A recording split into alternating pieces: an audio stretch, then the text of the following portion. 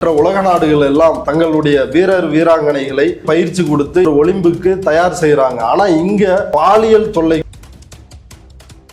நான் பதக்கத்தை வென்று வருவேன், அந்த பதக்கத்தை பிரிஜ்பூஷன் முன்னால் நான் காட்டுவேன், அவனை நான் அவமானப்படுத்துவேன் அப்படின்னு அறிவிச்சிட்டு போன ஒரு வீராங்கனை. அது வெறுமனே வாய் வார்த்தையாக இல்லாமல் உலகத்தோட நம்பர் 1 சாம்பியனா அடிச்சு ஓரமா நீங்க வேணா 57 கிலோ எடை பிரிவுல போட்டியிடுங்களே அப்படின்னு அவங்கள நக்கல் பண்றாங்க. அப்ப வேற எந்த வாய்ப்பும் இல்லாம இது என்னுடைய கருத்தல்ல, இன்றைக்கு தி இந்து பத்திரிகை அங்கேயே அவருடைய தோல்வியை உறுதி செய்கிறார்கள். கட்டாயம் இவரை எடைப்பிரிவை வைத்து இவரை வீழ்த்த முடியும் அப்படின்ற ஒரு சதி திட்டத்தோடு 140 நாட்கள் டெல்லியில் உள்ள ஜந்தர் மந்தரில் மிகப்பெரிய அளவுல போராட்டம் நடத்துறாங்க. ஆனால் ஒன்றிய மோடி அரசு இன்னைக்கு சாம்பியன்ஸ் ஆஃப் சாம்பியன் நீங்க அப்படின்னு மோடி வெக்கமே இல்லாம பேசுறார். ஆனால் இந்த சாம்பியனை மோடி அன்றைக்கு ஒரு மல்யுத்த வீரர் ஒரே நாளில் 5 கிலோ 6 கிலோவை ஏற்றவும் முடியும், இறக்கவும் முடியும். அதனால இந்த 100 கிராம்ன்றது எங்களுக்கு ஒரு இப்படி ஒரு சம்பவம் நடக்குதுன்னா உடனடியா நம்ம அப்பீல் பண்ணலாம், கவலைப்படாதீங்க, நான் பிடி உஷா கிட்ட பேசியிருக்கிறேன் அப்படின்னு ஒரு ட்வீட் பண்ணி இருந்தா பரவாயில்ல. ஆனா மோடி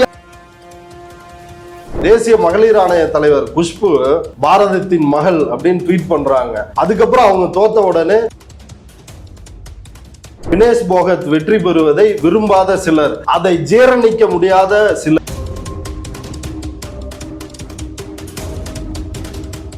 ட்ரைப்ஸ் நேயர்களுக்கு வணக்கம். இன்று நம்மோடு பேசுவதற்கு திரு கரிகாலன் அவர்கள் இணைந்துள்ளார். வாருங்கள், அவரோடு பேசுவோம். வணக்கம். வணக்கம் அரவிந்த். இந்தியாவை சேர்ந்த மல்யுத்த வீராங்கனை வினேஷ் போகாட் அவங்க ஒலிம்பிக்ஸில் ஃபைனல்ஸ் போவாங்கன்னு எதிர்பார்த்த நிலைமையில் செமிஃபைனல்ஸ் முடிஞ்ச பிறகு அவங்க இடை கூடுதலாக இருக்குது, 100 கிராம் இல்லை 150 கிராம் கூடுதலாக இருக்கிறதுக்காக டிஸ்குவாலிஃபை பண்ணியிருக்கிறாங்க. இந்த இஷ்யூக்கு பின்னாடி அரசியல் சதி இருக்குது. அதன் காரணமாக தான் அவங்க ஃபைனல்ஸ் போய் தங்கப்பதக்கம் வாங்க முடியல அப்படின்ற ஒரு குற்றச்சாட்டு எழுப்பி இருக்கிறது. நீங்கள் எப்படி பார்க்குறீங்க? அதாவது அந்த விஷயத்துக்கு போகிறதுக்கு முன்னாடி இன்று அதிகாலை தன்னுடைய ஓய்வை அறிவித்திருக்கிறார் வினேஷ் போகட். ரொம்ப அதிர்ச்சிகரமாக, ரொம்ப துயரமாக இருந்துச்சு. எப்படி அவங்க ஃபைனல்ஸ் போகிறாங்க அப்படின்றது 140 கோடி இந்தியர்களுக்கும், தன் வீட்டிலிருந்து ஒரு மகள் இது உலக ஒலிம்பிக்கில் ஜெயிக்க போகிறார் அல்லது வெள்ளி பதக்கமாவது கிட்ட போகிறது, இந்தியாவினுடைய முதல் பெண் வீரர் ஒரு வீராங்கனை இறுதி சுற்றுக்கு போறாங்கன்ற பெருமை நமக்கு கிடைக்க போகிறது அப்படின்ற ஒரு எல்லாருக்கும் ஒரு பெருமை இருந்ததோ அதை போலவே இன்று அதிகாலை அம்மா மல்யுத்தம் என்னை வென்று விட்டது, என்னை மன்னித்து விடுங்கள், நான் மல்யுத்த போட்டியிலிருந்து விலகப் போகிறேன், என் உடலில் எந்த சக்தியும் இல்லை இனி போராடுவதற்கு அப்படின்ற ஒரு அறிவிப்பை வெளியிட்டு ரெஸ்லிங்க்கு குட் பை அப்படின்ற விஷயத்த சொல்லிருக்கிறாங்க. ஒரு பேர் அதிர்ச்சியான முடிவு இது. இந்த முடிவு வெறுமனே இந்த மல்யுத்த போட்டியில் தோற்றுவிட்டோம், இந்த ஒலிம்பிக்ஸில் தோற்றுவிட்டோம் என்ற அடிப்படையில் வந்த வார்த்தைகளாக இது நமக்கு தெரியவில்லை. தொடர்ச்சியாக களத்திலும் சரி போட்டிகளிலும் சரி அவருக்கு கொடுக்கப்பட்ட நெருக்கடியின் வெளிப்பாடாக, அவரை வீழ்த்துவதற்காக நடந்த அரசியல் மற்றும் விளையாட்டில் நடந்த சதிகளின் ஒரு விளைவாகத்தான் நான் தோற்றுவிட்டேன், நான் மல்யுத்தம் என்னை வென்று விட்டது அப்படின்னு சொல்லிருக்கிறாங்க. ஆனா பஜ்ரங் புனியா அவர் மல்யுத்த வீரர், அவர் தெளிவா சொல்லிருக்கிறாரு, நீ தோற்கவில்லை, உன்னை தோற்கடித்திருக்கிறார்கள் அப்படின்னு சொல்றாங்க. அதுதான் 100% உண்மை அப்படின்றது மக்கள் புரிஞ்சுக்க வேண்டிய ஒரு செய்தியா இருக்குது. அதாவது ஒவ்வொரு நாட்டிலும் மற்ற உலக நாடுகள் எல்லாம் தங்களுடைய வீரர் வீராங்கனைகளை எப்படி பயிற்சி கொடுத்து எப்படி ஒலிம்பிக்ஸ்ல ஜெயிக்க வைக்கலாம், 20 ஆண்டு 30 ஆண்டு அவங்க ஸ்கூல்ல அவங்க ஸ்டூடெண்டா இருக்கும் பொழுது அவங்கள தேர்வு செஞ்சு ஒரு ஒலிம்பிக்கு தயார் செய்யறாங்க. ஆனா இங்க சொந்த முறையில் இப்படி விளையாடணுன்ற ஒரு ஆர்வத்தோடு வருகின்ற வீரர் வீராங்கனைகளை, குறிப்பாக இந்த மல்யுத்த சம்மேளனம், இந்திய மல்யுத்த சம்மேளனம் பாலியல் தொல்லை கொடுக்கிறது. உலக நாடுகள் பயிற்சி கொடுக்கிறார்கள், இவர்கள் பாலியல் தொல்லை கொடுத்து ஒலிம்பிக்ஸ்க்கு அனுப்புறாங்க. யார் போகணும் போகக்கூடாது அப்படின்றத இவங்க தீர்மானிக்கிறாங்க. ஜாதி அடிப்படையில் மத அடிப்படையில் இந்த தலையீடுகள் எல்லாம் இருக்கிறது. இதை தாண்டி தான் அதாவது வினேஷ் போகட் அவங்க முதல் தலைமுறையாக இந்த மல்யுத்தத்தில் கலந்துக்கிறவங்க இல்ல, அவர்களுடைய குடும்பம் ஏற்கனவே ஆசிய விளையாட்டு போட்டிகளில் பதக்கம் வென்ற வீரர்கள். தங்கல் படத்துல வந்த, தங்கல் படம் அமீர் கானோட படம் தான், அவங்க ஃபேமிலி தான் இது, அவங்களோட சித்தப்பா பொண்ணுன்னு நினைக்கிறேன் இவங்க. அப்படி இருக்கின்ற இந்த வீரர்களை எப்படி நடத்தி இருக்கிறது இந்திய மல்யுத்த சம்மேளனம்? 7 பேருங்க, அதுல ஒரு பெண் வந்து மைனர் 17 வயது சிறுமி உட்பட 7 பேருக்கு இந்திய மல்யுத்த சம்மேளனத்தின் தலைவராக இருந்த பிரிஜ்பூஷன் சரண் சிங் பாலியல் தொல்லை கொடுக்குறான். மென்டலா பிசிக்கலா அவங்கள வந்து டார்ச்சர் பண்றான். அப்படி டார்ச்சர் பண்ற அந்த கிரிமினலுக்கு எதிராக அவன் பாஜக எம்பி, ரொம்ப முக்கியமான விஷயம், அவன் கிரிமினல், அந்த கிரிமினல் பாலியல் டார்ச்சர் கொடுக்குறான். உடல் அளவிலும் மனதளவிலும் இந்த வீராங்கனைகள் பெரிய அளவில் பாதிக்கப்படுகிறார்கள். இனி பொறுத்து கொள்ளவே முடியாது அப்படின்ற சுச்சுவேஷன்ல ஏற்கனவே பதக்கம் வென்ற சாக்ஷி மாலிக், அதே போல இவங்களும் பதக்கம் வென்றவங்க தான் வினேஷ் போகட், அவங்க பஜ்ரங் புனியா உள்ளிட்ட பல்வேறு மல்யுத்த வீராங்கனைகள் 150க்கும் மேற்பட்டவர்கள் 140 நாட்கள் டெல்லியில் உள்ள ஜந்தர் மந்தரில் மிகப்பெரிய அளவுல போராட்டம் நடத்துறாங்க. வரலாறு காணாத ஒரு போராட்டம் அப்படின்னு சொல்லணும். அவ்வளவு நாட்கள் யாராவது போராட்டம் நடத்துவாங்களா? ஒரு புறம் விவசாயிகள் போராட்டம், இன்னொரு புறம் இந்த மல்யுத்த வீராங்கனைகளுடைய போராட்டம். ஆனால் ஒன்றிய மோடி அரசு இன்னைக்கு சாம்பியன்ஸ் ஆஃப் சாம்பியன், நீங்க சாம்பியன்களுக்கெல்லாம் சாம்பியனா நீங்க இருக்கிறீங்க வினேஷ் போகாட் அப்படின்னு மோடி வெக்கமே இல்லாம பேசுறார். ஆனால் இந்த சாம்பியனை மோடி அன்றைக்கு எப்படி நடத்தினார்? டெல்லியினுடைய தெருக்களில் டெல்லி போலீஸ் யார் கட்டுப்பாட்டில் இருக்கிறது? ஒன்றிய உள்துறை அமைச்சகத்தின் கட்டுப்பாட்டில் இருக்கிறது. அந்த போலீஸை வைத்து அடித்து துரத்தினார்கள். தரதரன்னு தெருக்களில் இழுத்து வரப்பட்டார்கள் இந்த வீராங்கனைகள். அப்படித்தான் இவர்களை நடத்தியது. கெஞ்சி பார்த்தார்கள், கதறி பார்த்தார்கள். நாங்க இதுக்காகவா உலக நாடுகளில் போய் போட்டியிட்டு இந்தியாவிற்கு பதக்கங்களை வாங்கி கொண்டு வந்தோம்? நாங்கள் எங்கள் வாழ்நாளில் இப்படி ஒரு விஷயம் நடக்கணும்னு நாங்க கற்பனை கூட செய்து பார்க்க முடியவில்லை அப்படின்னு கதறினாங்க, கெஞ்சினாங்க. ஆனால் இந்த அரசு அவர்களை சிறைபிடித்தது. அதாவது அமெரிக்காவில் புகழ்பெற்ற குத்துச்சண்டை வீரர் முகமது அலியை வந்து தெரியும். அமெரிக்காவினுடைய போர் வெறிக்கு எதிராக குரல் கொடுத்தார். உண்மை, அதனாலதான் உலகம் வந்து தற்போது வரைக்கும் அவரை ஒரு மாவீரனாக, ஒரு ரோல் மாடலா வந்து கொண்டாடுறாங்க. அந்த கேரக்டரை பேஸ் பண்ணி தான் சார்பட்டா பரம்பரையில் அந்த ஹீரோவோட கேரக்டர் வந்து பல காட்சிகளில் வடிவமைக்கப்பட்டதா ரஞ்சித் வந்து சொல்லி இருப்பாரு. அப்படிப்பட்ட மாவீரன் எப்படி தன் சொந்த நாட்டினுடைய ஏகாதிபத்திய வெறிக்கு எதிராக போர்க்குணத்தோடு குரல் எழுப்பினாரோ, அதை போல தன் சொந்த நாட்டினுடைய ஒரு ஆளும் அரசினுடைய ஒரு பாஜக எம்பி இப்படி தன் சக வீரர்களை பாலியல் துன்புறுத்தலில் ஈடுபடுகிறான், ஒரு ரேபிஸ்டாக இருக்கிறான் என்பதற்காக குரல் கொடுத்திருக்கிறார், போராடி இருக்கிறார். வீதியில 140 நாட்கள் உட்கார்ந்து இருக்கிறார். எந்த கிரிக்கெட் வீரரும் அவங்களுக்காக குரல் கொடுக்கல. எவனாவது குரல் கொடுத்தானா? சங்கி நாயிங்க. எந்த ஹாக்கி வீரராவது குரல் கொடுத்தார்களா? இல்ல மற்ற வீரர்கள் யாராவது குரல் கொடுத்தார்களா? யாருமே குரல் கொடுக்கவில்லை. அப்ப வினேஷ் போகட் அப்படின்றவங்க அந்த முகமது அலியோடு ஒப்பிடத்தக்க ஒரு மாபெரும் வீரர் அப்படின்றத புரிஞ்சுக்கணும். அவங்களுடைய வெற்றி என்பது இங்கேயே இந்த களத்திலேயே தீர்மானிக்கப்பட்டு விட்டது. இந்த பிரிஜ்பூஷன் சரண் சிங் தன் கட்சியினுடைய எம்பி, தாக்கூர் சாதிக்காரன், உயர் சாதிக்காரன், இவனுடைய ஓட்டுகள் நமக்கு முக்கியம், அவனுடைய ஜாதி ஓட்டுகள் முக்கியம் அப்படின்ற அடிப்படையில் அவனை பாதுகாத்தது. அவன் மேல ஒரு எஃப்ஐஆர் கூட போட மறுத்தாங்க. இதை எடுத்து அவங்க டெல்லியில் உள்ள ரோஸ் அவென்யூ நீதிமன்றத்தை அணுகி இவன் மேல எஃப்ஐஆர் பதிவு செய்யுங்க, இவன் மேல சார்ஜர்ஸ் ஃப்ரேம் பண்ணுங்க அப்படின்னு வழக்கு தொடுத்து அதன் அடிப்படையில் தான் எஃப்ஐஆர் பதிவு செய்யப்பட்டதே ஒழிய இன்னும் அந்த எஃப்ஐஆர் அடுத்த கட்டத்துக்கே போகாம ஒரு முன்ஜாமீன் வாங்கிட்டு வெளியே தான் இருக்கிறான் பிரிஜ்பூஷன் சரண் சிங். அந்த பிரிஜ்பூஷன் சரண் சிங்க்கு இவ்வளவு குற்றச்சாட்டுகள் உலக நாடுகளே காரி துப்பும் அளவிற்கு இந்திய மல்யுத்த சம்மேளனம் இவ்வளவு கேவலமாக இருக்கிறது அப்படின்ற சூழலில் அவனை அந்த பதவியில இருந்து நீக்கிட்டு அதெல்லாம் ஒரு கண் துடைப்பு நடவடிக்கை, நீக்கிட்டு அவனுடைய அல்லக்கையாக இருக்கக்கூடிய சஞ்சய் சிங்கை அந்த பொறுப்புக்கு கொண்டு வர்றாங்க. இது மல்யுத்த சம்மேளனத்திற்குள் நடந்தது. நாடாளுமன்றத்தில் என்ன நடந்தது, பாஜகவிற்குள் என்ன நடந்தது அப்படின்னா, பிரிஜ்பூஷன் சரண் சிங்குக்கு வாய்ப்பு மறுக்கப்பட்டு அவருடைய மகனான கரண் சிங்குக்கு வாய்ப்பு கொடுத்தார்கள். பிரிஜ்பூஷன் சரண் சிங்கையும் கோவிச்சுக்க கூடாது, இன்னொரு புறம் தங்கள் கட்சியில் ஒரு உறுப்பினரையும் இழந்து விடக்கூடாது, தாக்கூர் ஓட்டுகளையும் இழந்து விடக்கூடாது அப்படின்றதுக்காக அவன் பையனுக்கு சீட்டு கொடுத்தாங்க. அவன் இன்னைக்கு ஜெயிச்சும் வந்துட்டான். இப்படிப்பட்ட ஒரு நபரினுடைய மகனுக்கு நீங்கள் சீட்டு கொடுக்குறீங்களே அப்படின்னு கேள்வி எழுப்பிய பொழுது கொஞ்சம் கூட கூச்சமே இல்லாமல் ஊறுகாய் மாமி நிர்மலா சீதாராமன் வெளிப்படையாக பேசினார். அவங்க அப்பா தானே குற்றம் சாட்டப்பட்டு இருக்கிறார், மகனுக்கு சீட்டு கொடுத்தா என்ன பிரச்சனை அப்படின்னு வக்காலத்து வாங்கினாங்க. இந்த அம்மா ஒரு பெண், இந்த நாட்டினுடைய நிதியமைச்சர், உயரிய பொறுப்புல இருக்கிறாங்க. டைம்ஸ் மேகசின் உள்ளிட்ட மேகசின்லாம் உலகில் சக்தி வாய்ந்த பெண்மணிகள் பட்டியலில் இவரை வந்து சேர்த்து பெருமை கொண்டாடுகிறார்கள். அகரகாரத்தில் மிகவும் வந்து பிரசித்தி பெற்ற ஒரு பெண்மணியாக இவரை வந்து பார்க்கிறாங்க. அப்படிப்பட்ட பெண்மணி செய்த பேசிய ஒரு இழிவான காரியம் எப்படிப்பட்ட விஷயம் அப்படின்றத மக்கள் புரிஞ்சுக்கணும். அப்படி இந்திய மல்யுத்த சம்மேளனத்தில் இவ்வளவு பெரிய பாலிடிக்ஸ் எல்லாம் வந்து நடந்துச்சு. குற்றம் சாட்டப்பட்டவர் தான் அப்படின்றாங்க. அந்த குற்றத்தில் முகாந்தரம் இருக்கிறதுனாலதான் எஃப்ஐஆர் பதிவு பண்றாங்க. அந்த வழக்கில் அவன் ஜாமீன் வாங்கிட்டு வெளியே இருக்கிறான். இன்றைக்கு நீதிமன்றங்களும் காவல் நிலையங்களும் எப்படி இருக்கிறது அப்படின்றத மக்கள் பார்வைக்கே விட்டுறேன். இப்ப வினேஷ் போகட் அவங்க விவகாரத்துக்கு வருவோம். இந்த போராட்டங்கள் நடந்த பொழுது இதனுடைய உச்சகட்டமாக சாக்ஷி மாலிக், பஜ்ரங் புனியா, இவங்க வினேஷ் போகட், இவங்க 3 பேரும் என்ன செய்யறாங்கன்னா, தங்களுக்கு வழங்கப்பட்ட விருதை, பத்மபூஷன் விருதாக இருந்தாலும் சரி, அர்ஜுனா விருதாக இருந்தாலும் சரி, கேல் ரத்னா விருதாக இருந்தாலும் சரி, இந்த விருதுகளை பிரதமர் அலுவலகத்தை நோக்கி போறாங்க. அனுமதி மறுக்கப்படுது.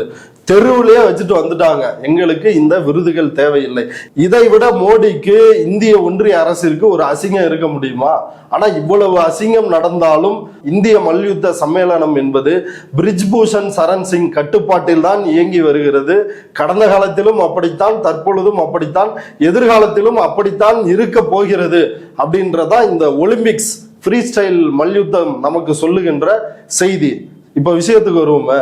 வினேஷ் போகட் அவங்க எப்படிப்பட்ட வீரர்? இதுக்கு முன்னாடி 2 ஒலிம்பிக்கில் பங்கேற்றவர்.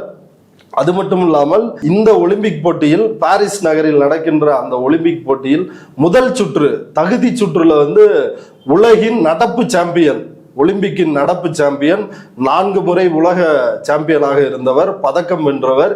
அவர் இதுவரைக்கும் 2010 இருந்து இப்ப வரைக்கும் கலந்து கொண்ட 82 போட்டிகளில் தோல்வியே சந்திக்காத வீரர் யூ சுசாகி அப்படின்ற அந்த வீரர்.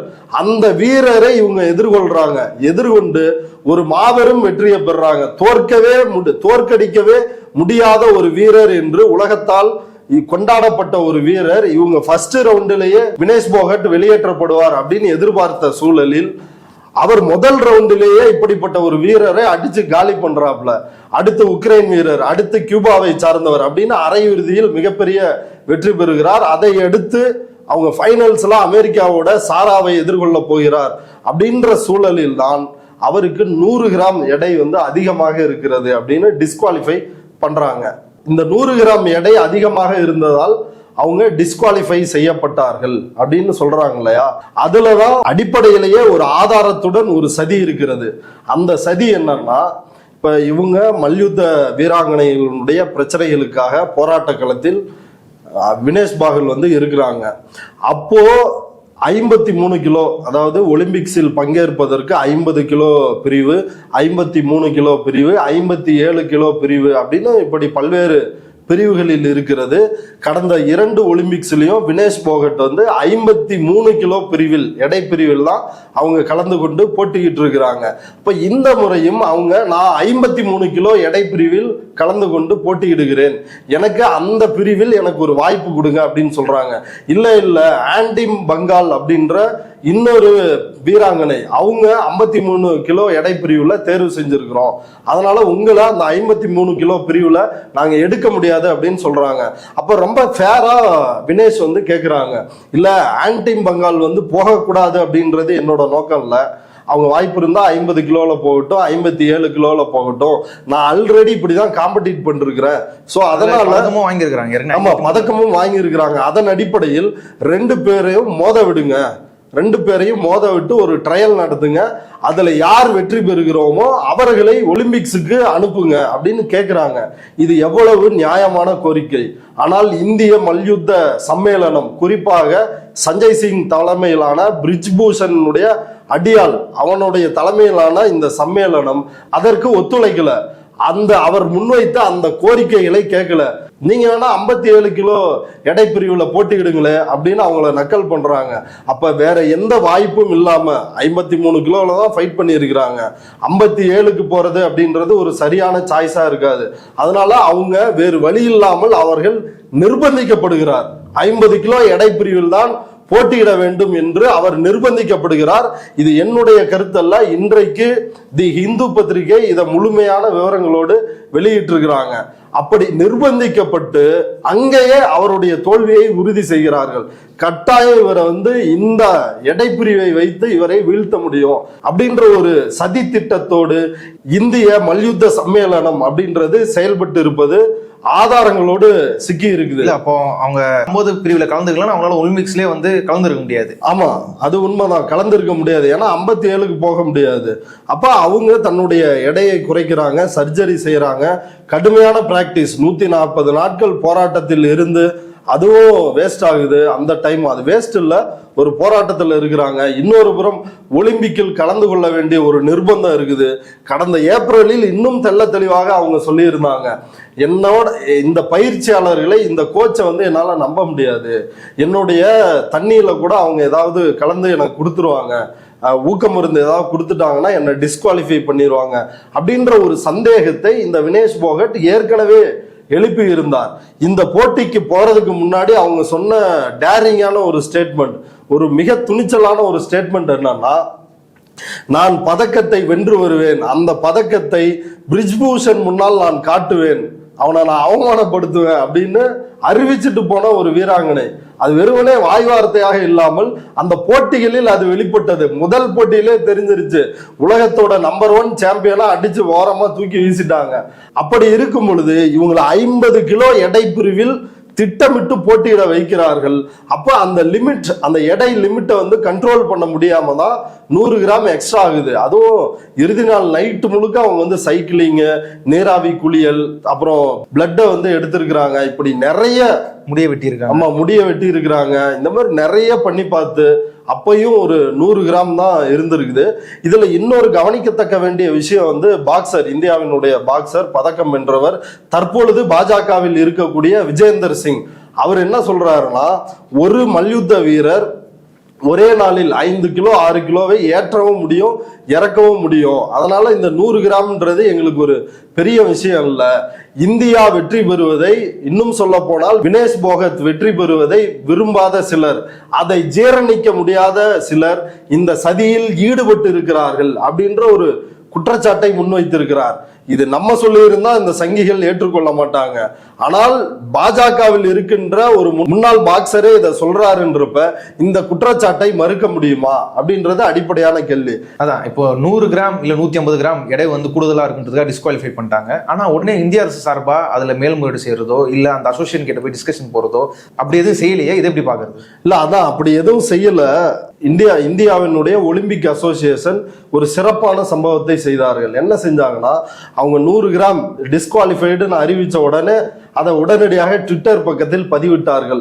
வருத்தத்துடன் ஆழ்ந்த இரங்கலுடன் தெரிவித்துக் கொள்கிறோம், இப்படி வினேஷ் போகத் ஃபைனலுக்கு போக மாட்டாங்க அப்படின்னு சந்தோஷத்தோடு குதூகலத்தோடு இதை பதிவு செய்தார்களே ஒழிய இதை உடனடியாக அப்பீல் பண்ணல. கடுமையான விமர்சனங்கள் எழுந்த பிறகுதான் அப்பீல் பண்ணி இருக்கிறாங்க.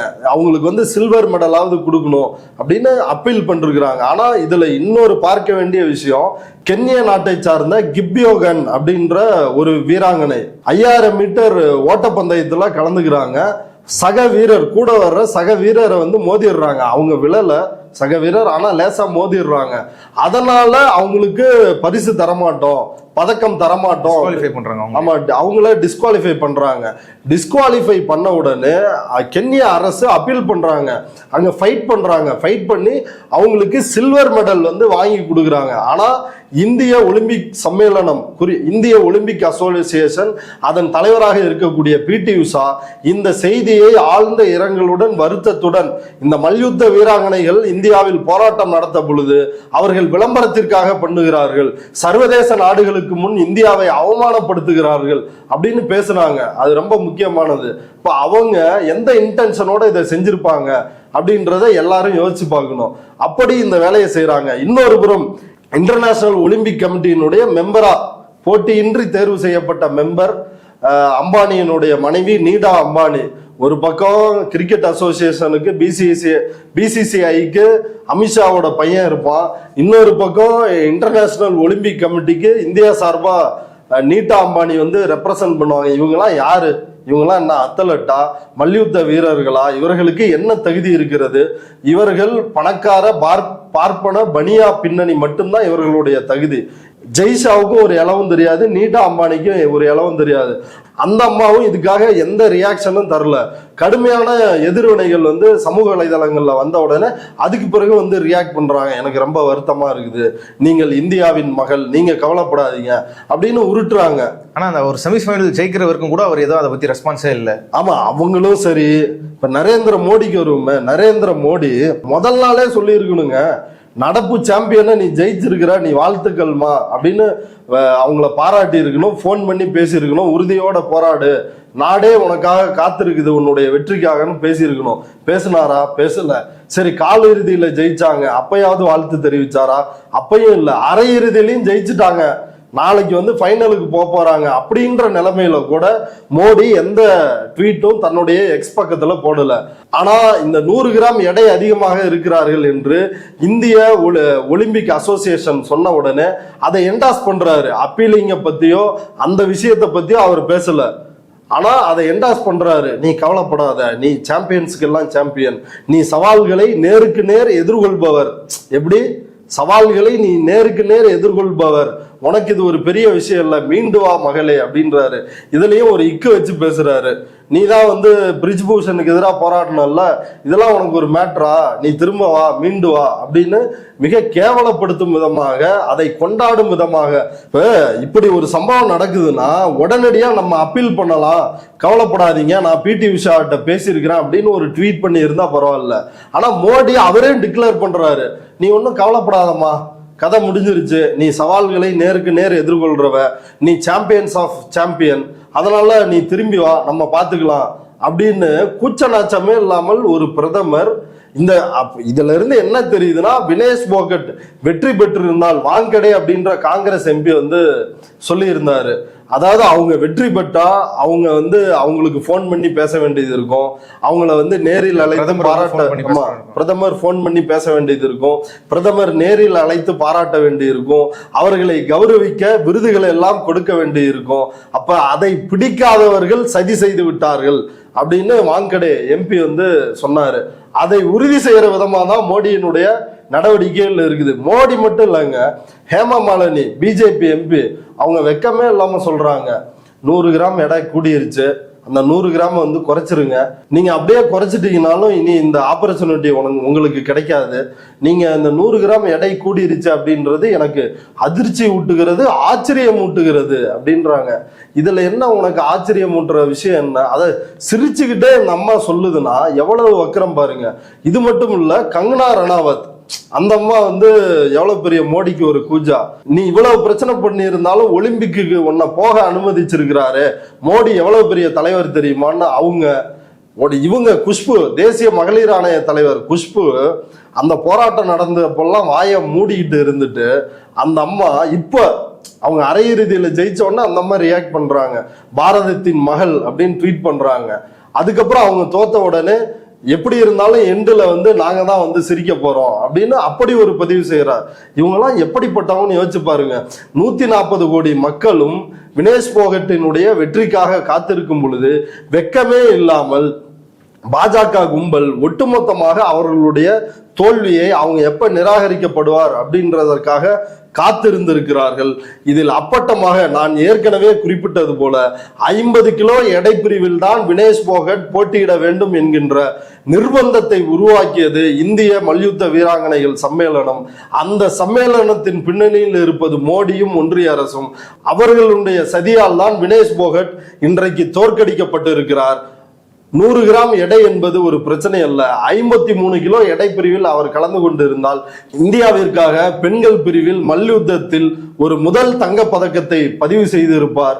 பாட புத்தகத்தில் இந்தியாவின் தங்க மங்கை என்றால் அதில் பிடி உஷா என்கின்ற சங்கி இருக்கும் பொழுது அந்த ரெக்கார்டை பிரேக் பண்ற விதமா இந்தியாவின் தங்க மங்கையாக பாஜகவை எதிர்த்த சங்கி கூட்டத்தை கதறவிட்ட வினேஷ் போகட் இருந்திருப்பார். ஆனால் அப்படி ஒரு வாய்ப்பு உருவாகிவிடக் கூடாது, அப்படி ஒரு வெற்றி வினேஷ் போகட்டுக்கு கிட்டிவிடக் கூடாது என்பதற்காக சதி செய்து அவர்களை வீழ்த்தி இருக்கிறார்கள். அப்படி வீழ்த்தி விட்டு இந்த சஞ்சய் சிங், இந்திய மல்யுத்த கூட்டமைப்பின் தலைவராக இருந்த சஞ்சய் சிங், அவரையே ஆல்ரெடி வந்து நீக்கி வச்சிருக்கிறாங்க, சஸ்பெண்ட் பண்ணி வச்சிருக்கிறாங்க. அந்த ஆளு ஒலிம்பிக்ஸுக்கு போயிருக்கிறாரு. போனதோட மட்டும் இல்லாம இங்க ஒவ்வொரு ரவுண்டும் என்ன நடக்குது, இவங்க எப்ப தோப்பாங்க அப்படின்னு இந்த ஆள் காத்துட்டு இருக்கிறாப்ல. யாரோட பணம்? அந்த ஆளு சொந்த பணத்துலயா போனாரு? இந்திய அரசினுடைய பணத்தின் மூலமாக அங்க போய் உட்கார்ந்துட்டு இருக்கிறாரு. அந்த ஆளும் அப்பீல் பண்ற நடவடிக்கையில ஈடுபடல. எப்ப இவங்க தோப்பாங்க, எப்ப அதை நாட்டுக்கு அறிவிக்கலான்னு.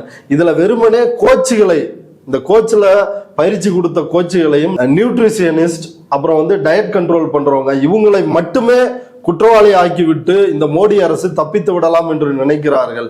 இவர்களை தவிர்த்து பிடி உஷா, பிரிஜ்பூஷன் சரண் சிங், சஞ்சய் சிங், இந்திய மல்யுத்த சம்மேளனம், அது மட்டும் இல்லாமல் பிரதமர் மோடி உள்ளிட்ட அனைவருமே இந்த தங்கம் பறிபோனதற்கு மிக முக்கியமான முதன்மை குற்றவாளிகள் என்பதை நாம் புரிந்து கொள்ள வேண்டும். இந்த செய்தி தொடர்பாக பல்வேறு விஷயங்களை பகிர்ந்ததுக்கு நன்றி.